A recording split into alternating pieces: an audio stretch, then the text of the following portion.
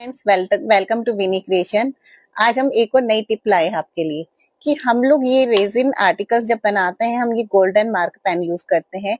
Deco colour का premium colour है जो कि गोल्डन है। मोस्टली हम इसे यूज करते हैं, लेकिन यार जब हम यूज करते हैं तो ये कई बार बिल्कुल ना चलते चलते रुक जाता है। तो इसके लिए एक छोटी सी टिप्स है। आपको कुछ नहीं करना है।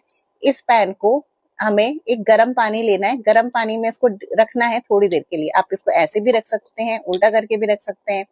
2 मिनट के लिए आप इसको गर्म पानी में रखिए, देन शेक वेल इट, और देन आप देखिएगा ये चलना शुरू हो जाता है। ये बहुत छोटी सी टिप है, इसको आप यूज कीजिएगा, पक्का ही होगा।